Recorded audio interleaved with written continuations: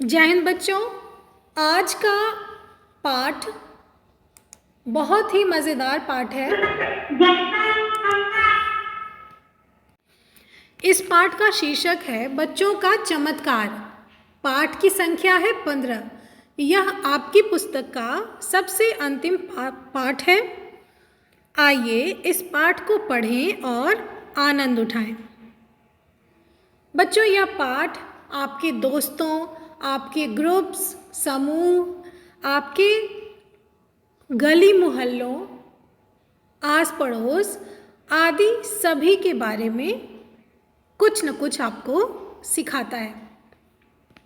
यह एक एकांकी है। एकांकी मीन्स नाटक है जो थोड़ा सा मज़ेदार होता है। एकांकी किसे कहते हैं? एकांकी एक ऐसा नाटक होता है जो पढ़कर या जिसे करके आनंद आता है।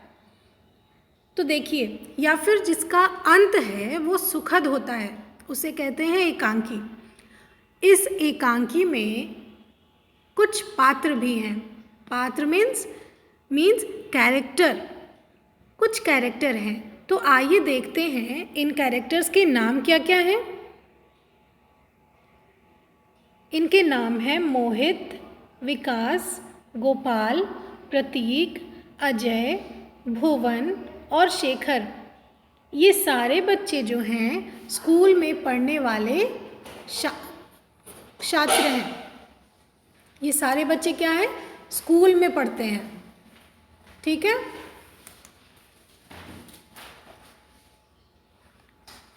ओके। अब एक और बच्चा है, एक और पात्र है जिसका नाम है भानु। भानु क्या है? एक दुकान में काम करने वाला लड़का।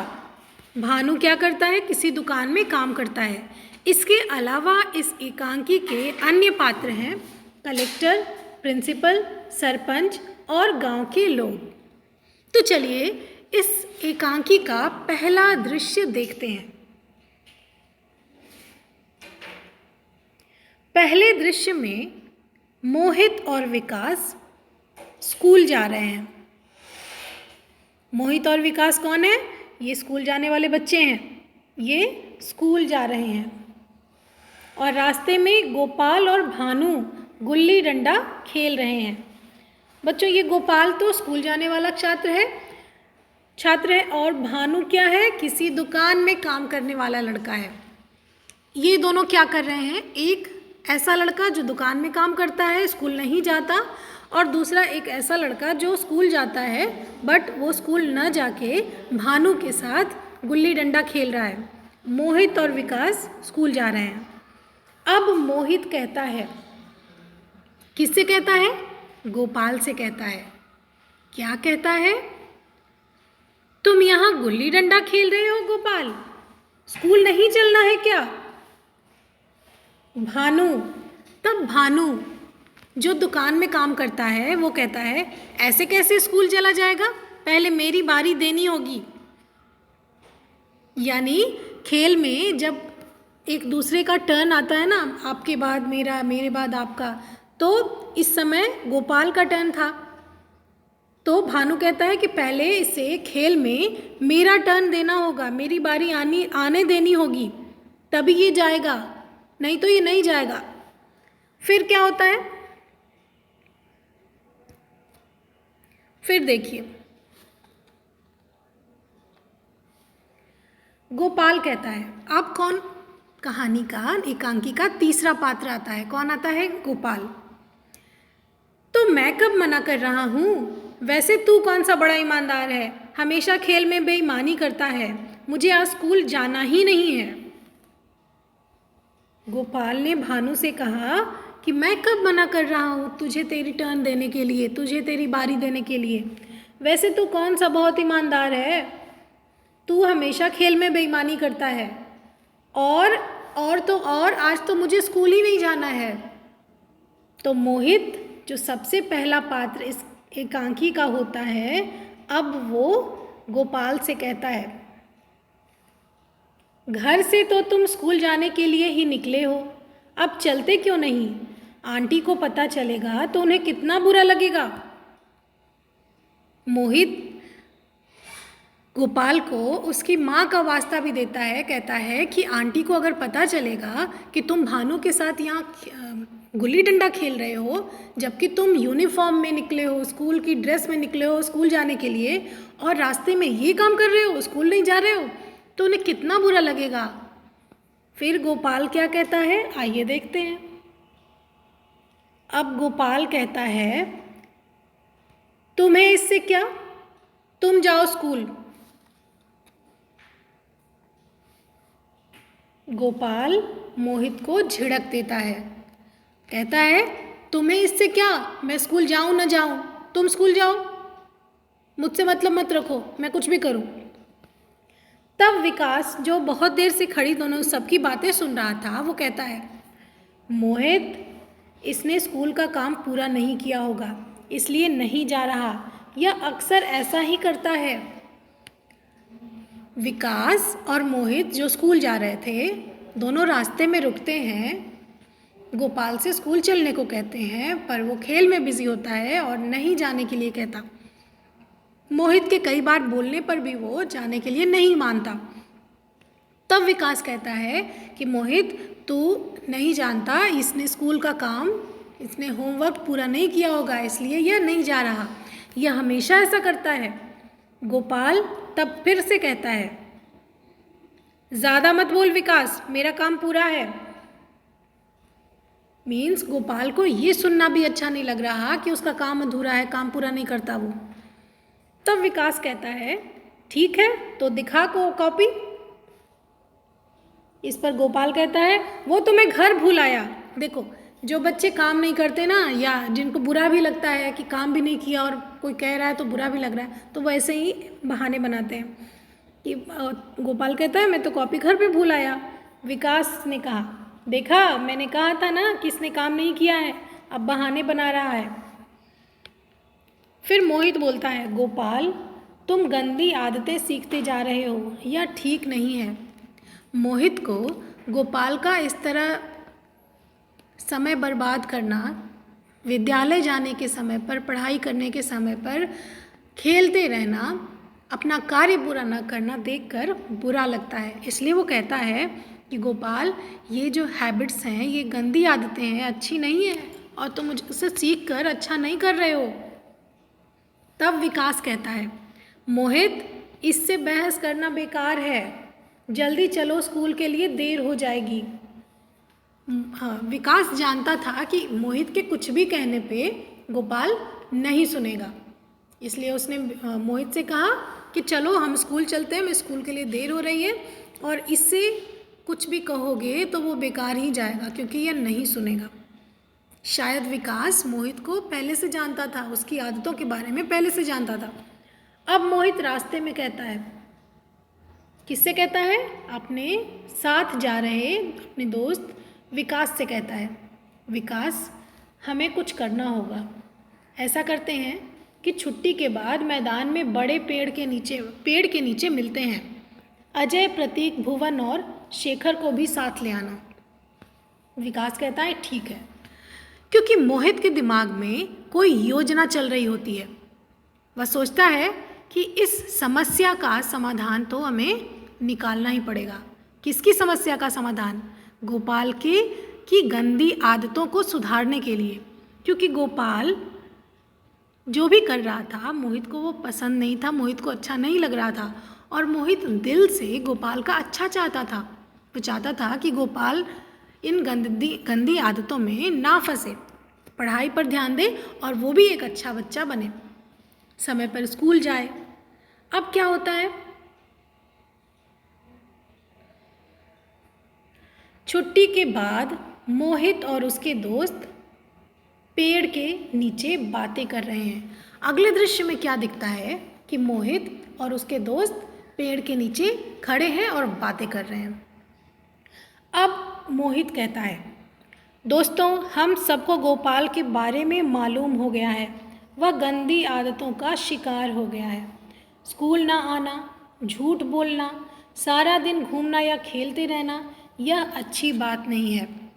क्यों अच्छी बात नहीं है? क्योंकि बच्चों, जीवन जीने के लिए, जीवन जीना सीखने के लिए हर एक काम का एक समय निर्धारित किया गया है।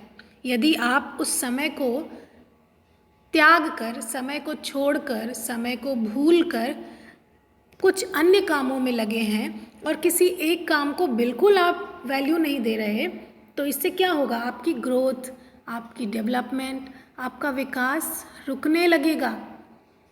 यदि आपको पढ़ना है, हर दिन 4 घंटे आपको पढ़ाई करनी है और आप नहीं कर रहे हो, 2 घंटे आपको खेलना है, बट बदले में आप 6 घंटे खेल रहे हो और पढ़ाई के लिए 1 घंटा भी नहीं दे रहे हो, तो इससे क्या होगा? बाकी बच्चों की तुलना में आपका जो विकास है वो धीमा हो जाएगा, कम हो जाएगा और आप उतने कुशल नहीं रह जाओगे जितना बाकी बच्चे रहेंगे। मोहित एक समझदार बच्चा था। गोपाल की गंदी आदतों के बारे में जानकर, देखकर उसे बहुत बुरा लगा और अपने दोस्त को इस बुरी आदत से निकालने के लिए उसने एक योजना बनाने की ठानी और बाकी के दोस्तों को भी इसमें शामिल किया। बच्चों देखिए, सच्चे दोस्त का क्या अर्थ होता है पता है आपको? सच्चे दोस्त का, सच्चे इंसान का, रिश्तेदार का यही कार्य होता है कि वो अपने साथ वाले दोस्त या पड़ोसी या रिश्तेदार, भाई बहन जो भी हों, कोई भी रिश्ता सच्चा तब होता है जब सामने वाले को मुसीबत से, गलत रास्ते से निकालने में वो मदद करता है। ये नहीं कि अरे वो तो गंदा बच्चा है, मैं तो उससे बात नहीं करूँगा, ये नहीं।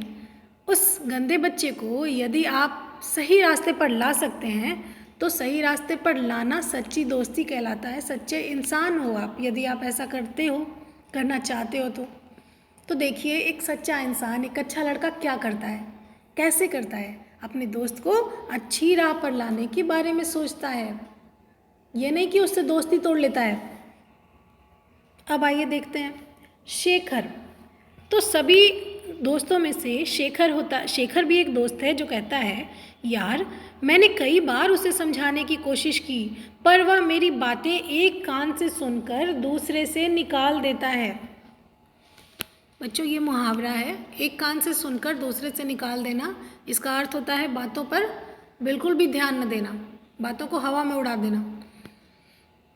तो शेखर ने भी उसे कई बार समझाया बट फिर भी वो नहीं मानता है। अब प्रतीक कहता है, ऐसा करते हैं उसे रंगे हाथों पकड़वा देते हैं। मेरा मतलब है कि जिस दिन वह स्कूल ना आए उसकी मम्मी को ले जाकर दिखा देते हैं कि वह क्या कर रहा है। जब मम्मी से डांट पड़ेगी तो अकल ठिकाने आ जाएगी।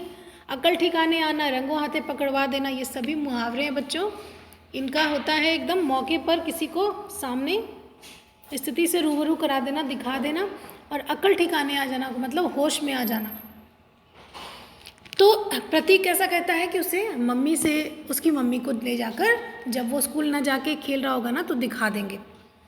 अब अजय कहता है कि नहीं, ऐसा करने से वह हमें अपना दुश्मन समझने लगेगा, वह हमसे बात तक करना बंद कर देगा।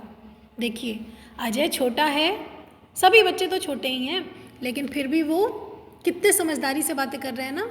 अजय कहता है कि ऐसा करोगे तो वो हमें दुश्मन मान लेगा, हमसे बातें ही करना बंद कर देगा, तो फिर हम उसे सुधारेंगे कैसे? अब मोहित कहता है, तुम ठीक कह रहे हो अजय, हमें मिलकर कुछ करना होगा।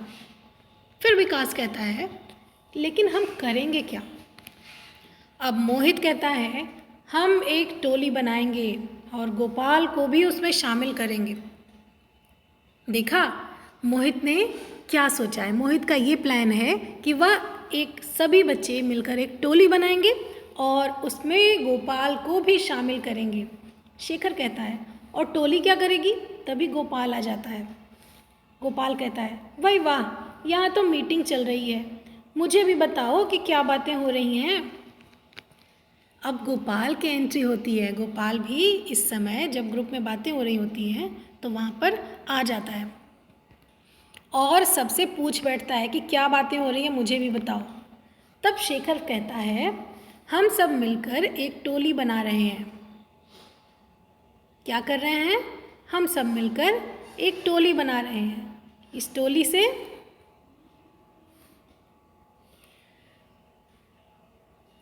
तुम भी इसमें शामिल हो और तुम्हें भी इसमें शामिल कर रहे हैं।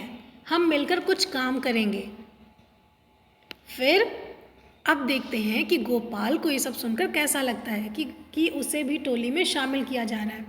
देखो, फिर मोहित कहता है टोली का पहला काम होगा गांव की गंदगी को दूर करना और इसे साफ सुथरा बनाना। हम प्रतिदिन 1 घंटा गांव की सफाई में लगाएंगे। भुवन कहता है बिल्कुल ठीक, हमारे गांव में जगह जगह गड्ढे हैं जिनमें गंदा पानी सड़ता रहता है। गंदे पानी में मच्छर पैदा होते हैं और मलेरिया फैलाते हैं। हमारी टोली इन गड्ढों को सूखी मिट्टी से भर देगी। इस पर मोहित कहता है हमारी टोली इन गड्ढों को सूखी मिट्टी से भर देगी। साथ ही हम गांव से हटकर एक गड्ढा खोदेंगे ताकि गांव वाले सारा कूड़ा उसी में डालेंगे। देखिए बच्चों ने क्या प्लानिंग की है गांव को साफ सुथरा बनाने की। अब गांव वालों को हम समझाएंगे कि गांव को साफ सुथरा रखने में हमारी ही भलाई है। अब अजय कहता है मोहित, गांव वालों को स्वास्थ्य के प्रति जागरूक बनाना भी बहुत ज़रूरी है। हम घरों में जाकर बताएंगे कि स्वस्थ रहने के लिए स्वच्छता बहुत आवश्यक है। बच्चों, गंदगी से मच्छर आते हैं, मच्छर से मलेरिया और जैसी और कई बीमारियां भी फैलती हैं। हैजा है, जॉन्डिस है, ये सारी जो बीमारियां डिजीज़ है ना, ये सब गंदगी से फैलते हैं, गंदा रहने से फैलते हैं। अब स्वच्छता शरीर की, आसपास की जगह की, खाने पीने की चीज़ों को मक्खियों से बचाएं, उन्हें ढककर रखें और ताज़ा पका हुआ भोजन ही खाएं। तो बच्चों, हर प्रकार की स्वच्छता स्वच्छ रहने के लिए, स्वस्थ रहने के लिए ज़रूरी है। अब गोपाल कहता है, देखिए गोपाल को ये सब सुनकर अच्छा लगता है। कहता है क्या है, ये तो बड़ा अच्छा काम है, हम कल से ही शुरू कर देंगे। क्योंकि गोपाल को पढ़ने से ज़्यादा एक्टिविटीज़ में मन लगता है, खेलने कूदने में मन लगता है। तो मोहित ने क्या किया, उसके लिए एक ऐसा रास्ता अपनाया कि गोपाल एक्टिविटी में पहले मन लगाए, फिर बाकी धीरे धीरे वो अपने खुद ही रास्ते पे आ जाएगा। तो विकास कहता है कि पहले तो यह बता कि रोज़ स्कूल आएगा या नहीं। गोपाल कहता है आऊँगा भाई, आऊँगा। तो गोपाल प्रॉमिस कर देता है कि हाँ मैं स्कूल आऊँगा रोज़ और मैं इस एक्टिविटी में भी शामिल हो जाऊँगा। मोहित कहता है हमारा अगला काम यही होगा उन साथियों पर ध्यान देना जो नियमित रूप से स्कूल नहीं जाते और पढ़ने से जी चुराते हैं। हम ऐसे बच्चों के माता पिता से मिलकर समस्या का हल निकालेंगे। तो मोहित का क्या प्लान है? मोहित का प्लान सिर्फ गोपाल तक ही नहीं है। मोहित का प्लान यह है कि गांव में जितने भी बच्चे हैं जो स्कूल नियमित रूप से नहीं जाते, डेली नहीं जाते, उन सब के पेरेंट्स से वे मिलेंगे और उसका कोई ना कोई सॉल्यूशन निकालेंगे, हल निकालेंगे। फिर शेखर कहता है मोहित, हमारे स्कूल में लड़कियों की संख्या न के बराबर है, लड़कियां पढ़ने क्यों नहीं आती हैं? बच्चों, हो सकता है कि उन लड़कियों के माँ बाप उनसे घरों का काम कराते होंगे, इसलिए उनको पढ़ने नहीं भेजते होंगे ना। इस वजह से शेखर के स्कूल में लड़कियों की संख्या न के बराबर थी। अब मोहित कहता है कि लड़कियों को स्कूल में दाखिला करवाना हमारा अगला महत्वपूर्ण काम होगा। हम घरों में जाकर माता पिता को मनाएंगे कि वे लड़कियों को स्कूल भेजें। लड़कियों का पढ़ना लिखना भी उतना ही ज़रूरी है जितना लड़कों का। तो बच्चों, गर्ल्स और बॉयज़ दोनों का एजुकेशन लेना, दोनों के लिए एजुकेशन लेना बहुत ज़रूरी है। ठीक है, केवल ऐसा नहीं है कि लड़के जो हैं वो लिटरेट हों और लड़कियां इलिटरेट हो, ऐसा नहीं होना चाहिए। क्योंकि अगर ऐसा होगा तो सोसाइटी में इम्बैलेंस हो जाएगा, बैलेंस नहीं रहेगा। एक पढ़ा लिखा दूसरा अनपढ़, तो सोचो क्या होगा। इसलिए दोनों का पढ़ना ज़रूरी है। फिर शेखर कहता है इस काम में हम उन लड़कियों के माता पिता की सहायता ले सकते हैं जो स्कूल आती हैं। हाँ, शेखर ने भी फिर समझदारी की बात की कि उन लड़कियों के माता पिता हेल्प कर सकते हैं जो जिनकी बच्चियाँ स्कूल आती हैं। अब मोहित कहता है हमारा अगला काम होगा गांव को हरा भरा बनाना। इसकी शुरुआत हम अपने घरों और स्कूल से ही करेंगे। यस, किसी भी काम की शुरुआत सबसे पहले अपने घर से करना चाहिए। जो आप कर सकते हो अपने स्वयं से करना चाहिए, उसके बाद समाज से, देश से, गांव से, जहाँ से भी। चलिए प्रिंसिपल साहब से कहकर हम स्कूल में वन महोत्सव मनाएंगे और स्कूल की चारदीवारी के किनारे बहुत सारे पौधे लगाएंगे। ये सारे प्लान मोहित करता है अपने फ्रेंड्स के साथ। इसके बाद क्या हुआ? अब प्रतीक कहता है, मैं तो अपने घर के आंगन में आम और जामुन का पेड़ लगाऊंगा।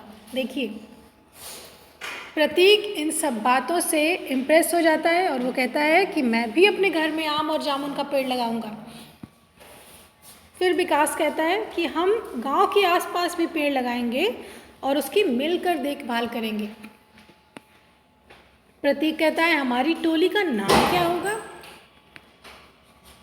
देखिए, इस टोली का नाम भी सामने आ जाता है। क्या आ जाता है? इस टोली का नाम हो जाता है आज़ाद टोली। मोहित कहता है, आज़ाद टोली, बोलो मंजूर है? सभी बच्चे कहते हैं गोपाल के साथ, हाँ हाँ मंजूर है, हम सब आज़ादी से काम करेंगे। चलिए, गोपाल, क्या मतलब? सब हंसते हैं। टोली के कुछ नियम होंगे और सभी को उनका पालन करना होगा। मोहित कहता है कि हम टोली को नियम के साथ चलाएंगे और सभी बच्चे उसका पालन करेंगे ताकि हर एक काम समय पर हो सके और अच्छे से हो सके। सभी दोस्त कहते हैं, ठीक है, हम कल से ही काम शुरू करते हैं। अब तीसरा दृश्य आता है। तीसरा दृश्य क्या है? तीसरे दृश्य में 1 वर्ष के बाद का दृश्य होता है। ये 1 वर्ष के बाद गांव की चौपाल के पास मंच पर कलेक्टर साहब, सरपंच, प्रिंसिपल साहब तथा अन्य सम्मानित व्यक्ति बैठे हैं। गांव के लोग सामने दरियों पर बैठे हैं और कलेक्टर साहब बोल रहे हैं, सबको संबोधित कर रहे हैं। भाइयों और बहनों, आज इस गांव में आकर मुझे हार्दिक प्रसन्नता यानी बहुत ही खुशी हो रही है। गांव की सफाई और बदला हुआ रूप देखकर मैं चकित रह गया हूँ। गांव के स्कूल में बड़ा परिवर्तन आया है। स्कूल में छात्राओं की बढ़ती संख्या देखकर मैं बहुत खुश हूँ।